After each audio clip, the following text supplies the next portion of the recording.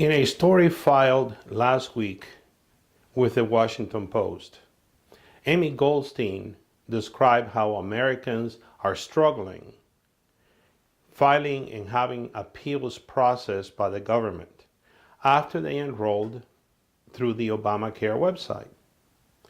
The title of the story is Healthcare.gov Can't Handle Appeals of Enrollment Errors. Now, what we are talking about here is something called exception processing. It's a family of problems that systems need to be designed to deal with. Now, by systems, I'm not just talking about software. I'm also talking about the people systems that companies rely upon. So let me offer you one example. Let's assume that you sell a product at a sales price. Someone buys it, and then they return it.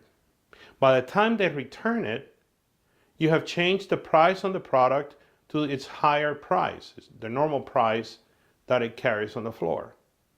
Now you have a difference between what the customer paid for and what the actual product costs. So if you were to simply accept a return, the computer may credit them with more money than they actually paid to obtain the product.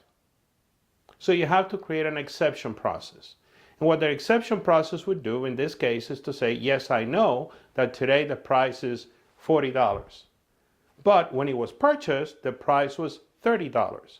So we're going to override. We're going to take an exception to the current process, to the current pricing, and put in $30 instead, and then return that to the customer. That's a simple exception, but it's typical. What it basically means is whenever a system is deployed, there are always going to be things that are out of the norm. The process is supposed to go A to B to C to D to E to F, but in some cases, it goes A to B to C and it gets stuck, or it goes from C to F and it jumps over some other steps, and you have to be able to deal with that.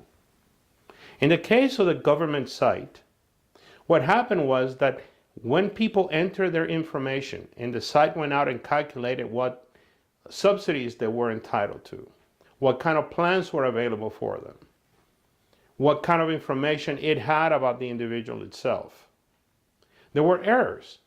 And now those errors have to be corrected so that people know what kind of plans they're buying, how much those plans are going to cost them, and what kind of coverage they're going to have. Well, when they created the website, the appeals process, that's what the government calls it, was not well defined. And as of today, after 22,000 Americans found themselves on the wrong end of one of these errors in trying to use the exception process, the appeals process, there is nothing in place to actually handle the high volume of complaints. This illustrates what companies can face.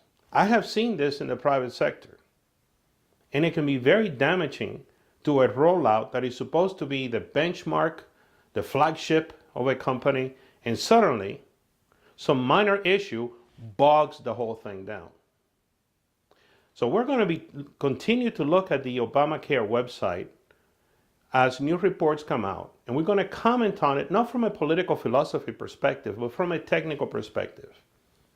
And I hope to share with you lessons learned that you can take to your own companies when you consider the upgrade of a system or the replacement of a system with a new system, whether from the same supplier, it could be IBM or Oracle, you name it, or from a different supplier.